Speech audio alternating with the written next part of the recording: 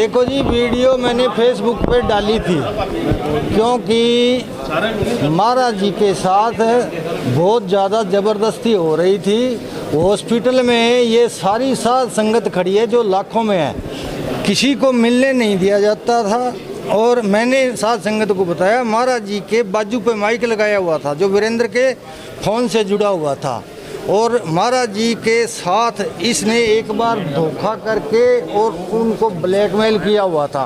मुझे महाराज जी ने पूरी बात बताई थी, ठीक है, पर एक बार रोका था भी, एक बार मत बोलना, तो मैं उनके हुक्म से नहीं बोला। जब अब अंतिम समय ऐसा आ गया कि महाराज जी के ये पास किसी को भी नहीं जाने दे रहा था, मतलब भी महाराज जी किसी को बोल के कुछ ना कह दे, तब मैंने लास्ट में वो उसमें पोस्ट डाली थी। और जो पूछना है तो पूछ सकते हो। आज क्या कुछ घटना डेरा में हुई है? आज क्या है जी, वीरेंद्र और उसका भाई बलकौर और एक सतीश लहरी, ये शमशेर लहरी, और ये ग्रोवर साहब, नंदलाल ग्रोवर साहब, ये मतलब महाराज जी को लाते ही संस्कार करना चाहते थे फटाफट, भाई संगत को दर्शन ही ना हो और कोई यहाँ बोल लेने हमारे भाई इन क्यों चोर होता है उसको डर होता है सर।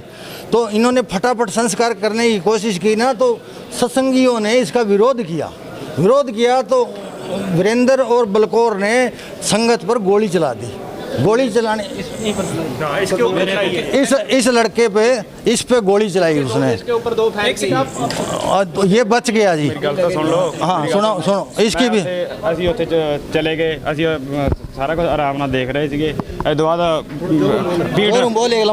ਭੀੜ ਵਿੱਚ ਹਲਚਲ ਹੋਣ ਲੱਗ ਗਈ, ਤੇ ਇਸ ਤੋਂ ਬਾਅਦ ਜਦੋਂ ਅਸੀਂ ਅੱਗੇ ਹੋਏ ਥੋੜਾ ਜਿਹਾ, ਤੇ ਵਰਿੰਦਰ ਦਾ ਭਾਈ ਆਏ, ਦੋਨੋਂ ਤੇ ਵਰਿੰਦਰ ਦੇ ਭਾਈ ਨੇ ਮੇਰੇ ਉੱਤੇ 2 ਫਾਇਰ ਕਰੇ, ਤੇ ਉਹ ਗਲਤੀ ਨਾਲ ਫਾਇਰ ਜਦੋਂ ਮੇਰੇ ਉੱਤੇ ਚਲਾਏ, ਉਹ ਸਾਈਡ ਦੇ ਲੰਘੇ, ਤੇ किसी के भी लग सकते थे, किसी के भी लग सकती थी जी। संगत भी थी वहाँ।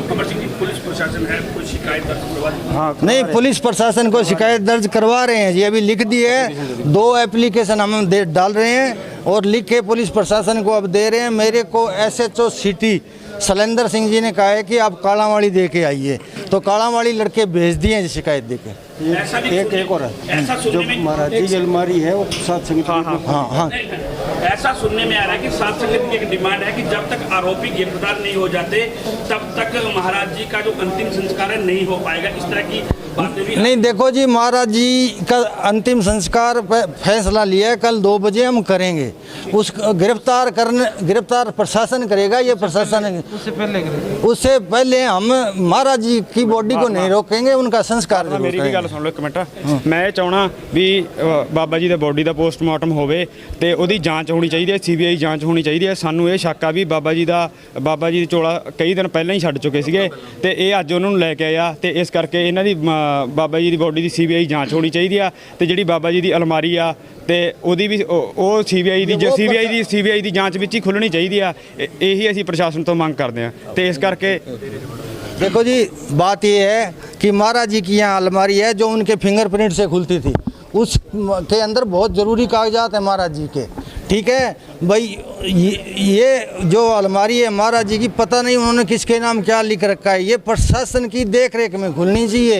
और ये जो वसीयत इन्होंने ज़बरदस्ती लिखवाई है, महाराज जी को ब्लैकमेल किया है, इसकी पूर्णतः उच्च स्तर पर जांच होनी चाहिए, CBI इसकी जांच करे।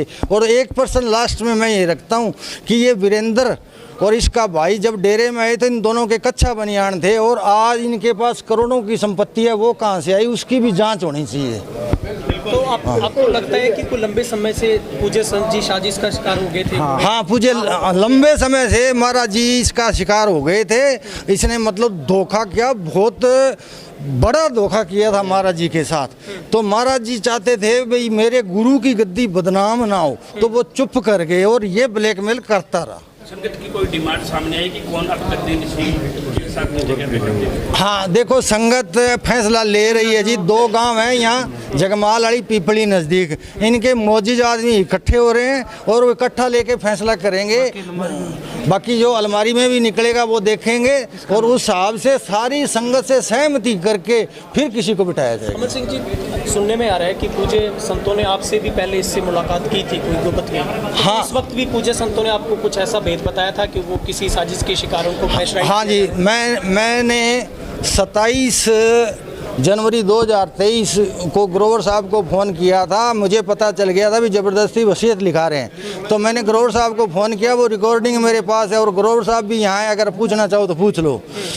फिर इन्होंने बात टाल दी, मुझे गुस्सा आ गया। मैं दूसरे दिन दिल्ली चला गया महाराज जी के पास। महाराज जी के पास गया तो महाराज जी ने मेरे को जाते ही पहले दर्शन दिए और फिर मेरे को फ़ोन किया।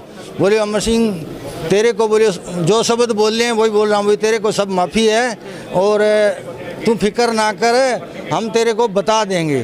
फिर मेरे मन में ये भावना रहेगी जी भी मैं महाराज जी से अकेला नहीं मिल पाया। फिर 10 मिनट बाद आदमी आया और महाराज जी इन किसी को पता नहीं लगने दिया। महाराज जी मेरे अकेले से मिले और उन्होंने कहा कि मेरे साथ धक्का हो रहा है, ज़बरदस्ती हो रहा है, पर एक बार तुम मत बोलना। अच्छा, मेरे को रोक दिया था, ये बात थी। और यहाँ डेरे में मैंने स्टेज पे एक जो बाबा जी का आगू है, लॉकडाउन के टाइम बाबा जी के ये पास नहीं लगने देते थे। बाबा जी ने मेरे को फ़ोन करके बुलाया। मैंने कहा जी लॉकडाउन में डेरा तो बंद है। बोले तू आ, हम खुलवाएंगे गेट। मेरे लिए इन्होंने गेट खुला दिया और फिर ये कहने लगे, इन्होंने ये लकड़ियों का लगा रखा था, वो आगे भी महाराज जी के कोई नज़दीक ना आ जाए। वो शिवरी कहने लगा भाई इसके आप नज़दीक मत आना। ऊपर से महाराज जी आए मेरे को देखते ही बोले अमर सिंह आ गया गई। मैं हाँ जी। कहते आ जा फिर उठते चलिए। तो जब वीरेंद्र साथ जाने लगा तो इसको जाने नहीं दिया। महाराज जी अकेले मेरे को ऊपर लगे, ले गए ऊपर। हाँ। और महाराज जी ने 23 मिनट तक मेरे साथ पर्सनली बात की और फिर महाराज जी ने ये भी कहा भी यहाँ किसी से मिल के मत जाना, सीधा घर जाना। ये बात जो है जी मैं बता रहा हूँ। तो कोई आखिरी पलों में पूज्य संतों ने कोई गद्दी सार्वजनिक करने की कोई बातचीत, कोई रस्म पकड़ी, ऐसा कुछ हो पाया? नहीं होता कैसे जी, इसने ब्लैकमेल करके, आप सारी संगत से पूछिए, लाखों की संगत है, किसी को ही नहीं मिलने दिया।